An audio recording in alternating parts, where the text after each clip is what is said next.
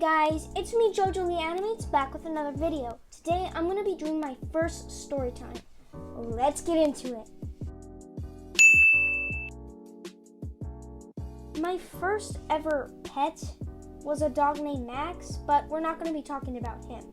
My first ever pet that I actually paid for was, drumroll please, a frog. What? An American green tree frog. Yes, a frog. I got this boy a few months ago and his name was Critter. Critter the frog. Now, I freaking loved this little dude. If I played a YouTube video of an American green tree frog, he would also call back.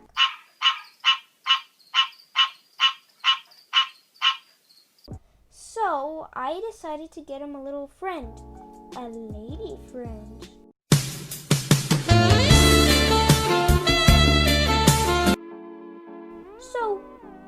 So he wouldn't be lonely. Also, in hopes of having eggs. Her name was Amazon. At least, I thought it was a girl. Anyways, my frogs were fine, and I'd feed them crickets all the time. If I ran out of crickets, I'd catch moths outside.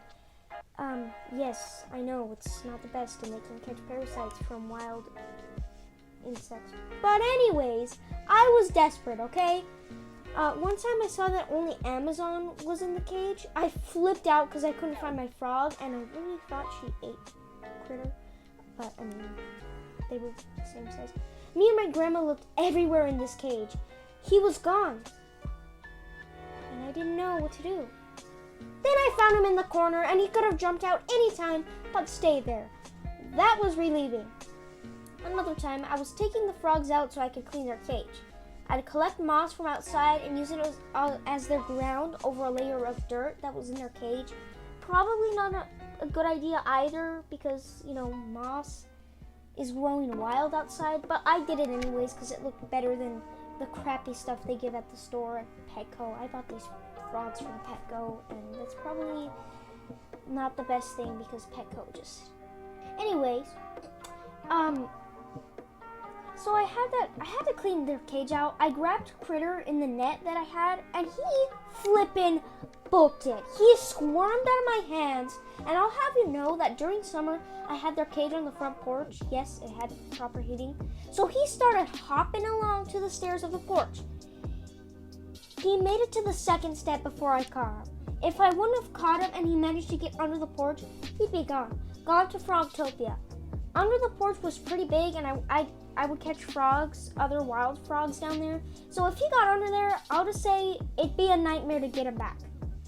Also, to answer your question, Critter and Amazon never had babies. Anyways, I started to notice that Critter was getting skinny and that he wasn't eating much. So I put him in a separate cage with a few crickets. I don't remember how many, but only a few. In the morning when I came back, I was terrified. The next part isn't for the squeamish, so just skip to 4 minutes and 5 seconds if you want to skip it. Critter was dead, and the crickets were eating his remains. I ran outside, tears in my eyes, and I smashed those crickets with a spatula. Yeah, my grandma gave me an old spatula so I could scoop up the moss. But I just obliterated those crickets with a spatula. I cut them in half, pretty much. So after Critter's passing, I also noticed Amazon starting to get skinny too. She wasn't eating anymore, and so I did research in hopes of helping her. The only suggestion was supplements on her food.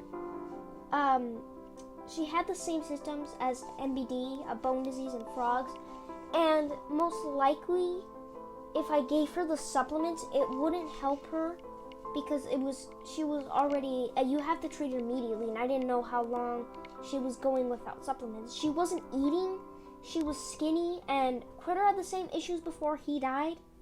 So I decided that either way, even if I gave her supplements, even if I kept her, Amazon was going to die. I could risk it and try to get the supplements, which would arrive the next day, and maybe help her, or I could have her die the next day and wake up and she's dead in her cage. So I decided to let her go under the porch. It was sad, and I knew she would die if I kept her or released her, so I decided to let her go into Frogtopia to rest. Because, you know, I didn't want to deal with the pain of her dying the next day, and I had to bury her, and I cried. So I just let her go. I know she was a captive frog, but either way, if I kept her, she was going to die. So I just decided to let her go back to Frogtopia. A few days later, I started doing research on geckos. So I now have a fine lad, BG, my baby gecko, and I love him a lot.